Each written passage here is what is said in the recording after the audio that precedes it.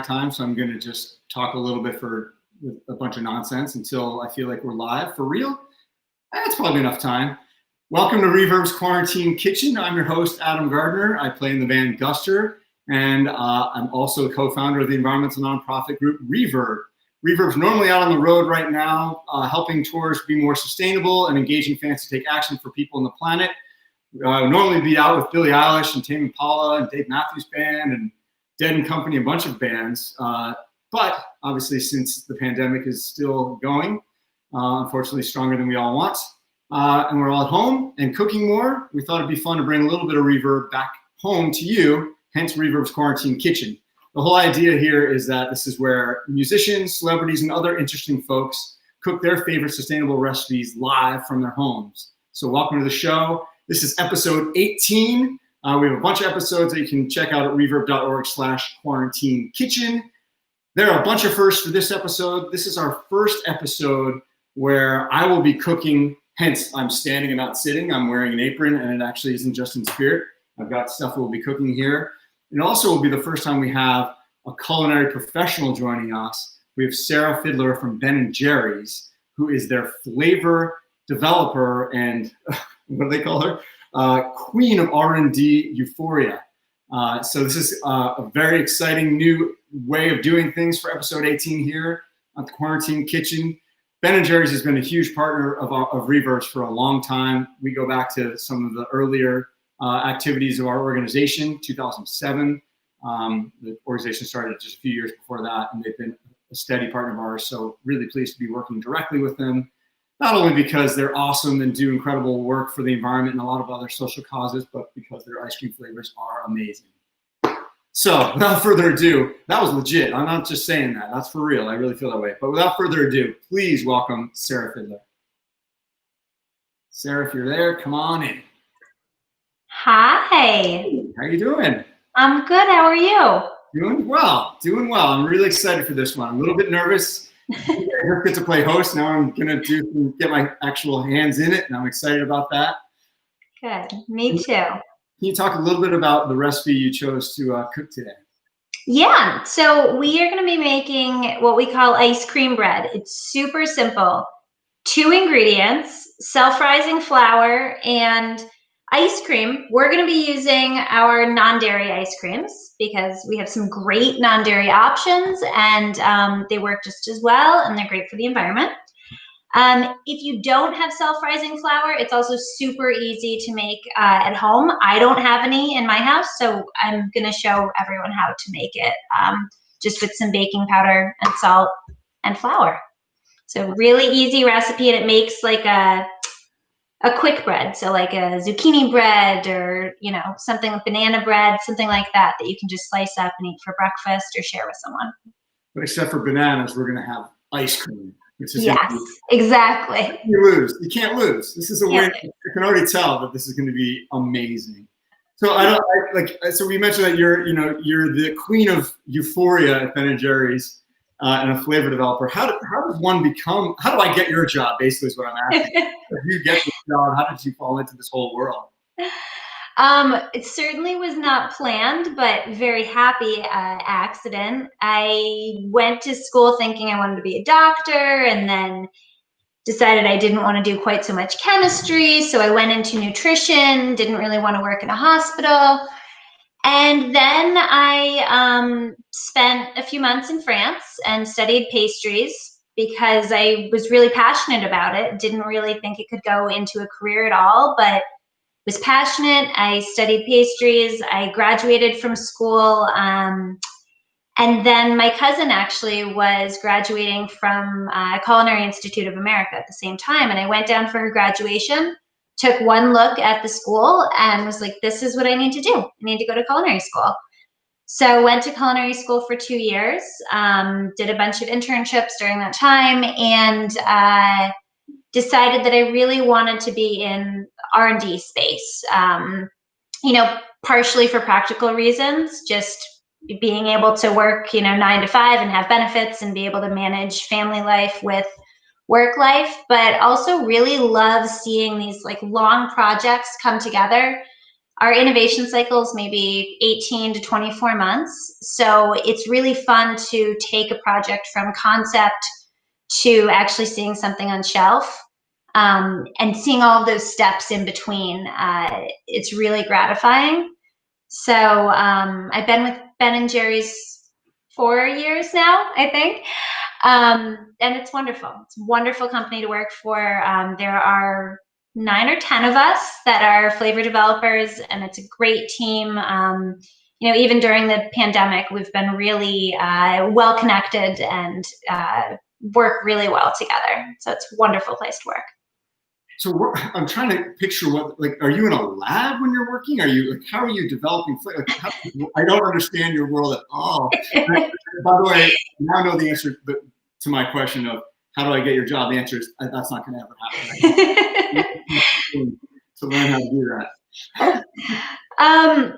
So pre-pandemic, we have in our office kind of a hybrid lab kitchen. It's really more of a kitchen space than it is lab space. But there are a few things that we do just to make sure everything that we're making is safe and meets our micro standards and stuff like that. But it's really more of a kitchen. We just kind of play around with different ideas. There are 2 of us on the team that have chef backgrounds. There's some food scientists. There are a few of us that are kind of a hybrid of the 2, and just bounce ideas off of each other, try things. And a lot of times we use the kitchen to make team lunches and just test out weird ideas that may or may not have anything to do with ice cream, but we just love playing with food and sharing it with each other. So it's a really great way to collaborate. And now, we're working from home and still kind of doing the same thing, just eating the food ourselves instead of sharing it with each other. Right. Amazing. Well, let's get into the recipe a little bit, because I know I'm excited to try this.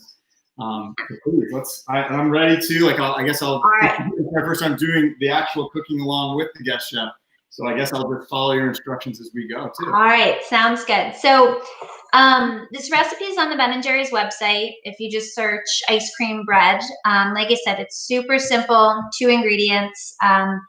If you have self-rising flour, you want 3 cups of that. If you don't have it, what you can do is 3 cups of flour and then 4.5 teaspoons of baking powder.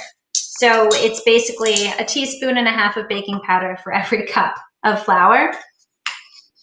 So I have my 3 cups of flour. 1, 2, 3, 4. Let me mention, I just want to have a little PSA about baking powder versus baking soda, which I tried this recipe ahead of this episode, and I messed it up. You want this, not this. Yep. We want the. It doesn't make sense. I always think that the powder can looks more like a soda can. And so somehow that helps me remember. I don't really know if it's going to work for everyone, but yes, it's easy to confuse, and they're very different ingredients. So end up with an interesting new thing. Yeah, we'll see what happens. Yeah. So I've added the baking powder. I'm going to add 3/4 teaspoon of salt. So basically for every cup of flour, you want 1/4 teaspoon of salt. If you're like me and you have 20 different kinds of salt in your kitchen, basic iodized table salt is what you want to use for baking recipe. So I put that in. Good to know. That's good to know. I was using kosher salt, not okay? It'll work, but the flakes are so big that it might break up some of the crumb structure in your bread. It's it's pretty much all that I use the table salt for is baking. I'm usually a kosher salt girl, but for baking, this is good. Good to know. Good to know. All right. And then I just kind of whisk it together just to blend it. They're all, everything's the same color, so it's kind of difficult to see when it's blended, but just a quick whisk. All right. And then the fun part starts. So What you're going to want to do is divide what you've got, and you may have already divided yours. I see. You're ahead of me. So we've got 3 cups in here. We want to have 1.5 cups in each bowl. So 1, 2. Okay. And then into each bowl, you're going to put pint of ice cream. Now you can use any ice cream you want. Like I said, we're going to use non-dairy. You could use 2 of the same flavor, but it's kind of fun to use 2 different flavors and see how they go together. I chose Cherry Garcia non-dairy and creme brulee cookie, also non-dairy with our sun butter base, because I felt like the cherries would play really well with the burnt caramel flavor in the creme brulee cookie. But like I said, you can kind of do whatever you want, whatever you have in the house. Nice. Yeah, I did Cherry Garcia as well, and then I combined mine with large brownie. Sounds delicious. Other than the Lauren and I's favorite flavors. And hopefully they play well together. I'm sure they will. And an important note too is you want to let your ice cream melt for a long time before you try to make this. So mine's been in the refrigerator for maybe 10 hours. You could put it out on the counter too, but it's just better to kind of let it slowly melt. And literally just take one of your pints and dump it into one of your bowls. Right? Oh yeah. Is it okay if I just start eating the ice cream right now, or do I need to save it? If you want to. I actually made a batch this morning, and my daughter, I asked her if she wanted to help me, and she started sticking her fingers in and licking the ice cream out. Kind of hard to resist. All right. So so then do the other one too, one in each. Yeah. Yeah, the other one into the other bowl. All right.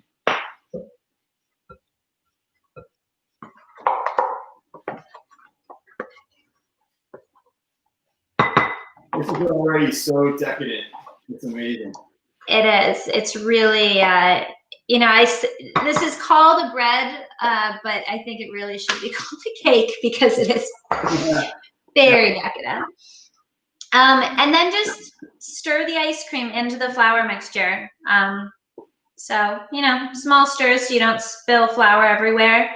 And you basically just want to stir it enough that everything's incorporated and mixed together, but you don't want to stir it too much because then your bread might be a little bit tough. You develop too much gluten. So just enough to get the powder out of the situation. Exactly. Exactly. All right.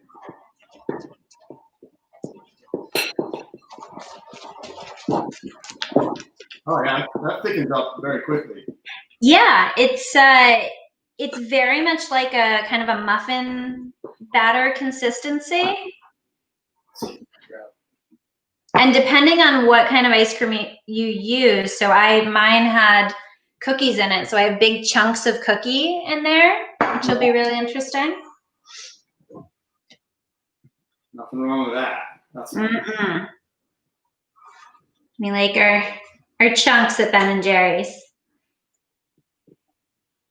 All right. I'm up there on my end. Nothing. It's a race. Do you watch any cooking shows? Like, are there any particular shows that you enjoy watching? It's a good question. It's been a while. So I actually, my family and I were living over in the UK for about a year. Just before the pandemic, we came back mid-March.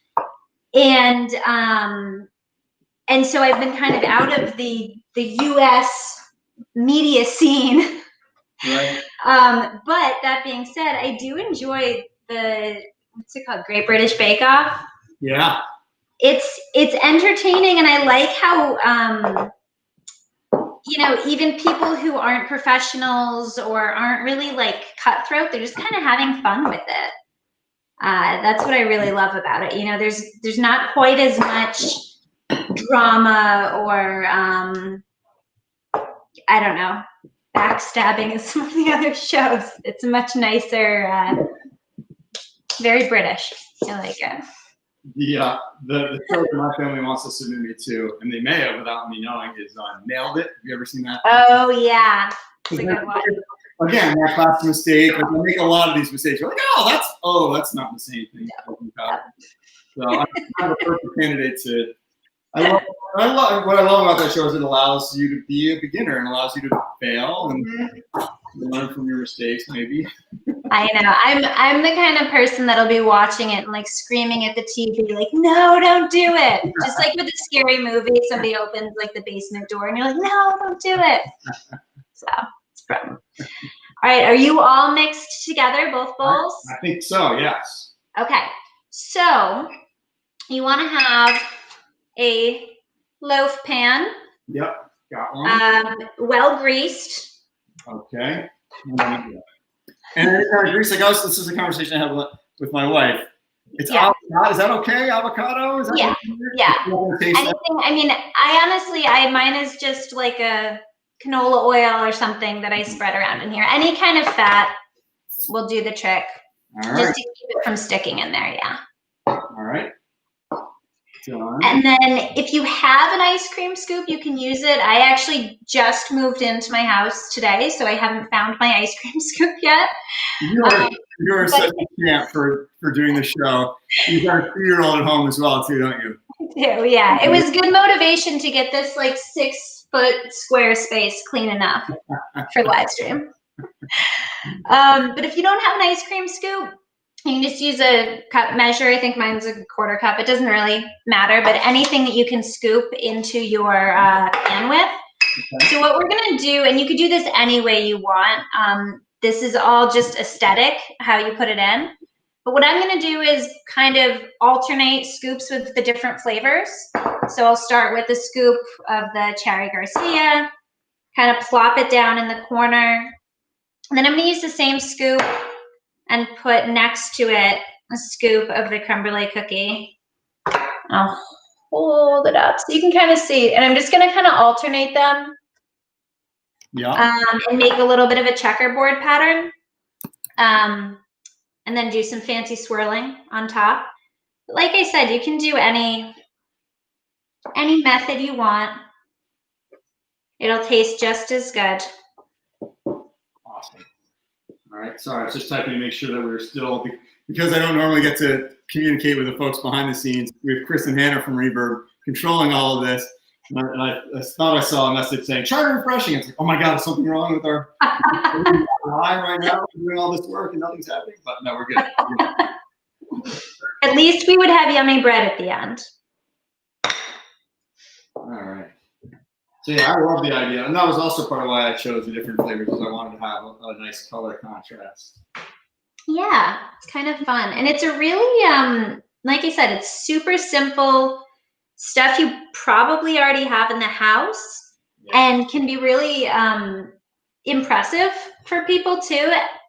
And the nice thing is, if you use the non-dairy ice cream, it is a dessert or a brunch item that's also vegan. So if you have any vegan friends, family members, and you want to make something for them, it's a really great way to do that. And I mean, we're not really brunching with people, but you could drop it off at somebody's house. That's right. That's awesome. Well, so non-dairy flavors for Ben & Jerry's is relatively new for the company. Obviously, it's been happening for a while. What was the impetus for that? And has it been a challenge to someone who develops the flavor to use alternate milks? So the impetus was really our fans. We had a lot of fans writing in that they wanted to see some non-dairy. And you're right, it was quite a challenge. Our team worked for 2 or 3 years to come up with a base mix that gave us a texture that we really liked, that really delivered on that creamy indulgence that people are used to with Ben & Jerry's. Yeah. But also that gave us a flavor that was kind of a blank slate that we could work with and make, a variety of different ice cream flavors with. So we played around with a bunch of different options, ultimately ended up with an almond base because people recognized it and it created that really good, creamy texture that you could add to.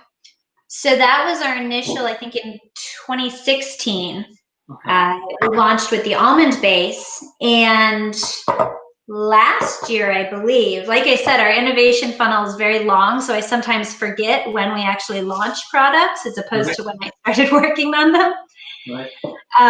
But we launched a sun butter base because we heard from a lot of fans that didn't consume dairy, but also didn't want to consume almonds, whether it was an allergy or they just wanted something that wasn't almond based. Yeah. So we launched 3 flavors this past year in the sun butter base. And it's been great. I mean, we've got a bunch of unique flavors. So we found a lot of our fans who do consume dairy still go to the non-dairy space and buy non-dairy pints. And it's really wonderful because it's a good balance. If you don't want to have a lot of animal products all the time, if you're just trying to kind of balance out what you're purchasing, what you're consuming, it's still super indulgent and delicious. And yeah. That's amazing. There's a question that came in from one of the viewers asking, how many new flavors come out a year from Ben & Jerry's? Is there like a goal, or is it just kind of, do they roll out as you invent them? Like, how's it work? It varies. Non-dairy generally is 3 or so a year. Sometimes it's more. And then our, regular dairy flavors tends to be like 3 to 5. But then we've got, limited edition flavors. We've got partnership flavors. With Netflix right now, we've got a handful of partnership flavors we've launched. We've got retailer exclusive flavors. So, there's, I can't remember this year, I want to say there were somewhere between 15 and 20 flavors that we launched. And like I said, there's a team of about 10 of us in Vermont that all work together to create these. But yeah, it's a lot of new flavors. And I think at any given time we have about 50 different flavors on the market. So we're always kind of rotating through. Wow. Yeah. Back to the non-dairy piece. I mean, obviously, we're an environmental organization. This is a show about sustainable recipes. So the fact that this is so gorgeous already, we haven't even baked it. I feel like I'm already eating a lot of it. I don't know if that's okay. But the fact that it's vegan is amazing. Obviously, that's incredible to not have any animal products for sustainable purposes, which is wonderful. It's just in front of me while I'm looking here. It looks like 36% less carbon footprint happens when you're using almond milk as opposed to regular milk, which is awesome. So you have these choices. What I love about hearing it from your perspective as a flavor developer is that you're not sacrificing anything. That's a big message that we try to say a lot with Reverb, is doing the right thing for yourself and for the planet isn't necessarily it doesn't have to be a sacrifice. Yeah. And I think this is a perfect, Ben & Jerry's, non-dairy flavors are like a perfect example of that. Yeah, it's something that we always really stick to with anything we're developing is making sure that it feels like a Ben & Jerry's product. It feels indulgent, it feels rich, it tastes good. And so that's, like I said, it took 2 to 3 years to come up with a non-dairy base that we really loved. And we wanted to make sure that when we launched it, it was indulgent and good. And we didn't want people to sacrifice, because that's not sustainable. If somebody tries it once and they hate it, they're not going to go through life buying it. But if people can slowly incorporate some products into their life that are a little bit more sustainable, then it's better in the long run. That's it. And I think that's, again, just to get a little philosophical, it's important. I think if people aren't feeling like they're making a sacrifice by doing the right thing, that's huge. And in some situations, there are some things you might need to sacrifice to be more sustainable in general and have a smaller footprint on the planet. But if you're not asking people to do absolutely everything and change their world and turn it upside down, but everybody doing a number of things, just whatever's manageable in their lives or that can push themselves a little further every time they try, that's going to have way more impact than someone looking at all. If it's all or nothing, almost everyone's going to choose nothing. Exactly. We should probably get these in the oven before we forget to, because I don't want to not have bread to eat. But I do see that a question came in from someone about gym memberships, and if Ben & Jerry's offers a gym membership to counteract all the ice cream consumption, and they do. Pre-COVID, we actually had some wonderful trainers that came into the office and offered classes, which was really wonderful. And now they're doing it via Zoom, which is great. But definitely they encourage us to stay active and not eat too much ice cream, everything in moderation. That's amazing. I thought that was a joke. That's real. It's real. It's real. Yeah. That is so wild. So to get the nice, pretty swirly pattern, you can take a knife or a spatula. I have an offset spatula, but anything will work. And just kind of swirl around through the different colors of your batter. And it's going to look a little like tie-dye. It's not going to be perfect, but it'll be very beautiful. Nice. Wow. And then you just pop it in a 350-degree oven for about an hour. Depending on how hot your oven is, it'll be a little more, a little less. Right.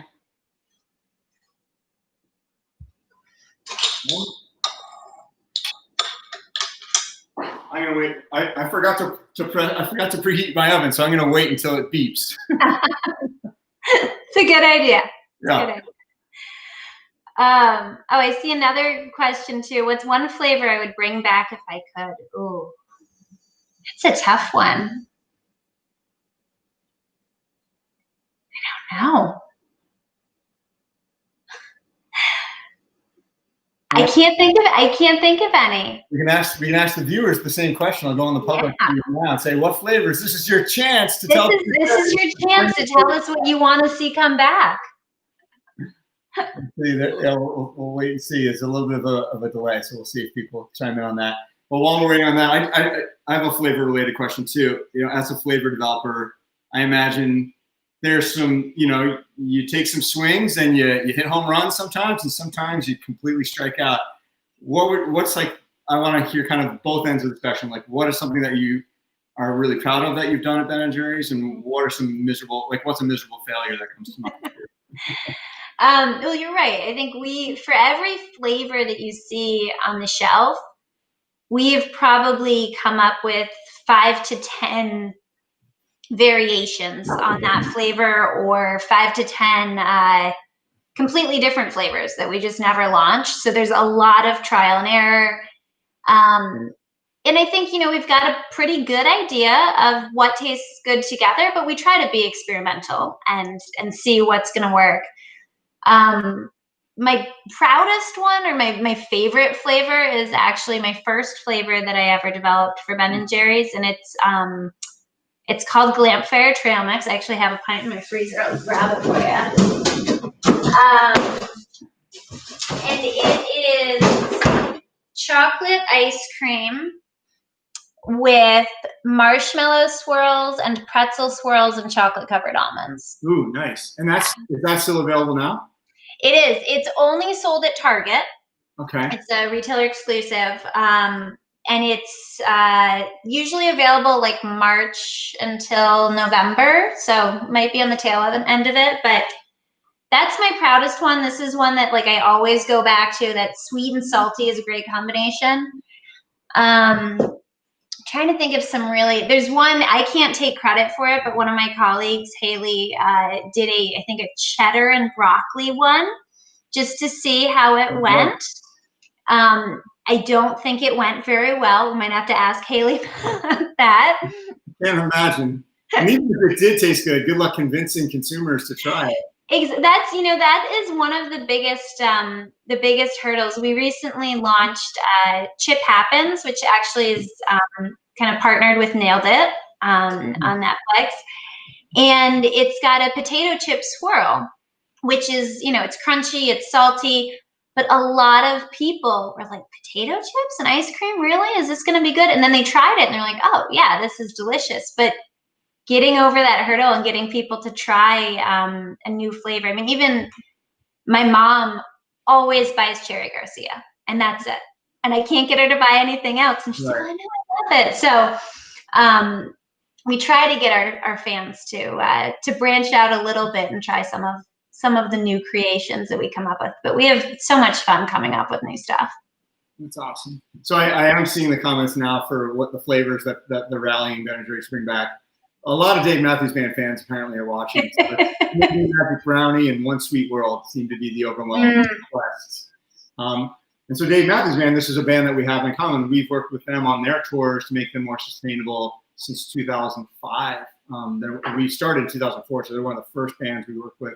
As is Fish, which we know, fish food is one of my favorite flavors. Yeah, it's a funny overlap. Willie Nelson's another artist that works with both Reverb and Ben & Jerry's. And we've actually done some real stuff together just to, I don't know, I just want to reminisce. I actually had a fun time going through the history because it does go back to 2007. My own band, Guster, did a tour with Reverb that is called Campus Consciousness Tour. It started with Guster in 2006. Ben & Jerry's came on in 2007. At that time, the campaign was Lit Global Warming. And so that was perfect. It was an environmental tour. Ben & Jerry's was there. And they actually made a video game. So there's like a Ben & Jerry's cartoon image of me and my bandmates. That's awesome. Yeah, we'll have to put the link somewhere on social media. Maybe Chris or Hannah, if you can put it in the comments now. I found it. It's on there. It's still around. It's some weird, deep, like video gamer website, but it's there. And it was a blast. It was really fun. So Ben & Jerry's and Guster have been working together a long time. In fact, just last year and would have this year if touring was happening. We have a festival here in Portland, Maine called On the Ocean. Ben & Jerry's has been a sponsor there too. Been a part of our Eco Village and giving away ice cream to fans. And it's been a lovely relationship just with my own band. And then of course they've done Campus Consciousness tours with Janelle Monáe, Wiz Khalifa. We did a tour with the band Fun, and actually Ben & Jerry's and Reverb helped Fun launch the Ally Coalition.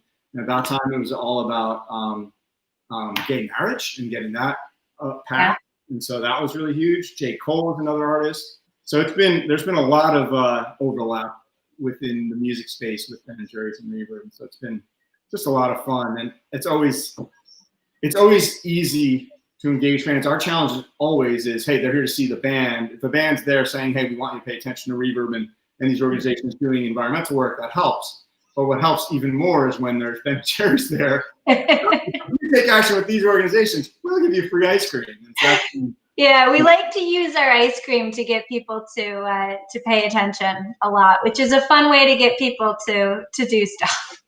It's great. It's been really cool to see, how, I as someone at Reverb that tends to do a lot of the arrangements with brands and partners, I always love the quote unquote marketing conversations we have with Ben & Jerry's because it's always about the cost. It's not about like, how do we get eyeballs on this? It's like, we are focused on this. And so how do we get this to happen? And it's always coming from that place first. And that's always been really impressive. So I guess just my chance of saying thanks to you and to your team and to the company. Yeah, it's really, it's the whole, the team. And a few years ago, our social mission team worked really hard to re-enfranchise convicted felons in Florida and give them the chance to vote, which this actually will be the first presidential election where they have that opportunity and have gotten their rights back.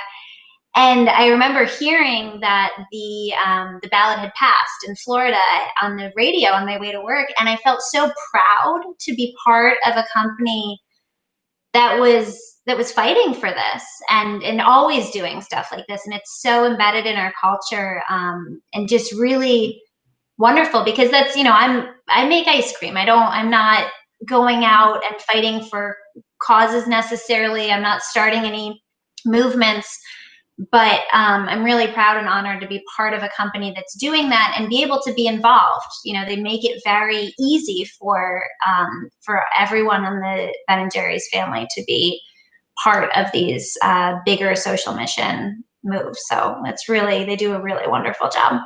It's awesome. Again, such a pleasure. I just got a beep from my oven saying it's preheated, so I am going to turn my back to the camera for a second because I do want to eat this. And we also did do a little bit of cooking show TV magic, didn't we? We did, yes. We pre-prepped some of this. Of course, my loaf I made with the wrong ingredient. Again, do it with baking powder, not baking soda. Baking powder. Baking powder. It's very important. Yeah.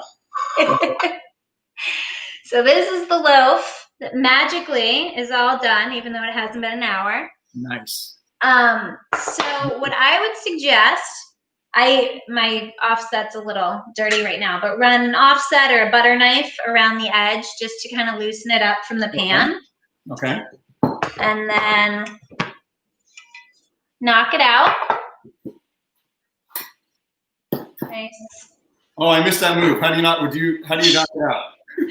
just like that. Oh, upside down? Yeah. Just right on the counter? Just right onto the. What if you haven't cleaned the counter? It's all right. And then bread knife and just slice a little bit. Now, if you want to, which will make it not vegan anymore, but you can toast it in a saute pan with some butter, which is very delicious. You could also use some other kind of oil to kind of toast it up and make it extra indulgent. Nice. This is what it looks like on the inside. And you can see you've got some chunks of cherries. You got a nice swirl. There we go. Ooh. And what I really love to do with this too, just to add a little bit more indulgence, is top it with some ice cream. Whoa. So I'm going to put some of the creme brulee cookie on it just to kind of bring out some of those burnt caramel notes. Just have to open my pint because I haven't. There we go. If you want to keep butter or butter. Oh, look at that. Yes. You can go with 6 pounds. So Perfect.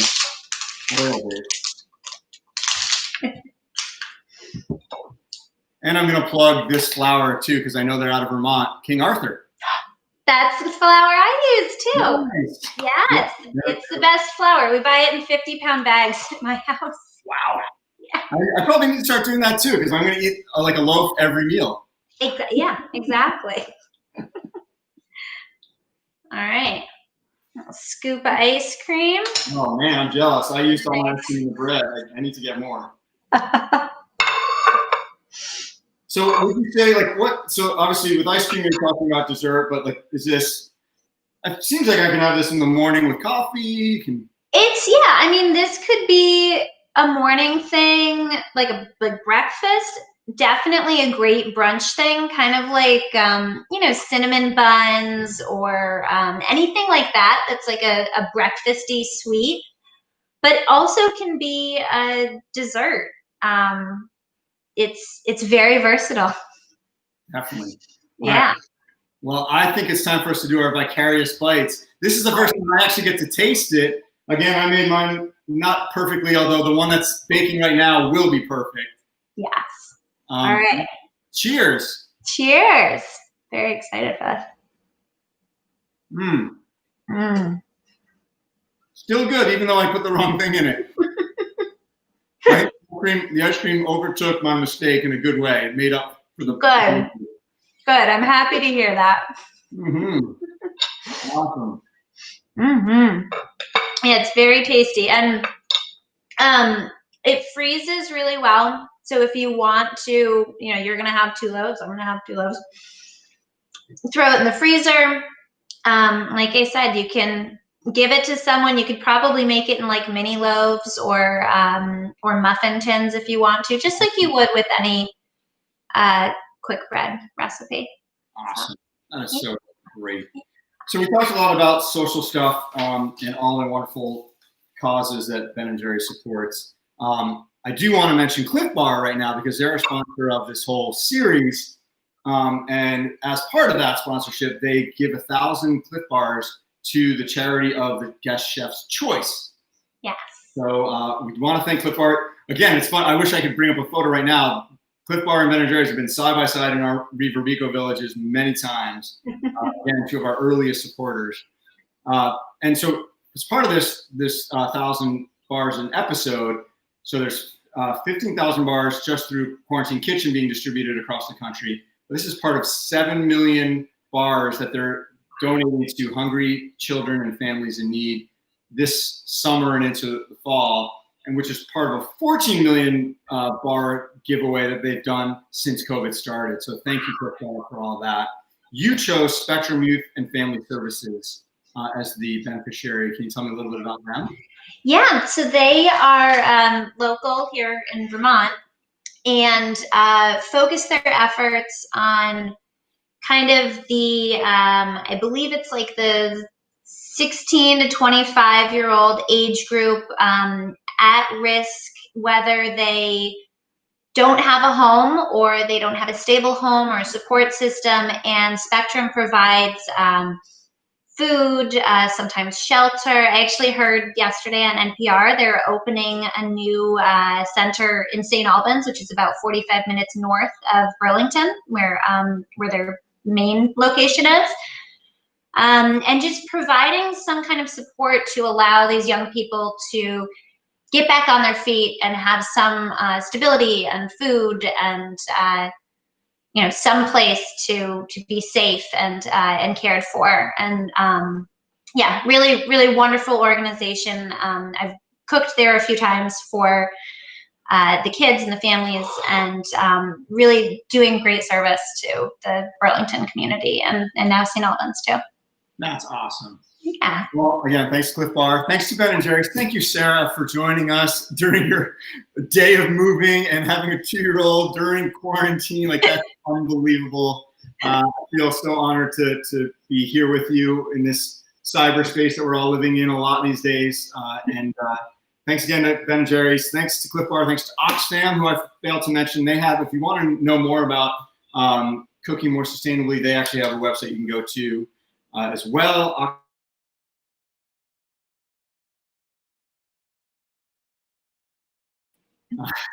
There it is. You just Google Eat for Good Oxfam as well. So again, thanks so much. If you want to see this episode and the recipe, it's living at reverb.org/quarantine kitchen. It's also here on Facebook. It's also on Twitter and Instagram. Just follow us on everything. Thanks again, Sarah. Thank you, Ben & Jerry. Thanks, Cliff. Thanks, Oxfam. Thanks to all of you who are watching. Try this recipe. It's really good and really simple. Like, that was awesome. I love how easy it is, because there are a lot of folks like me that are trying to cook more. And, it's the easier the better, even though I managed to screw this one up. I'm glad you know the difference between soda and powder now. That was a learning experience. Yes. Well, thank you so much for hosting me. And I hope you enjoy your bread, and I hope all of you enjoy your bread too. Yeah. And everyone vote, please. Everyone go vote.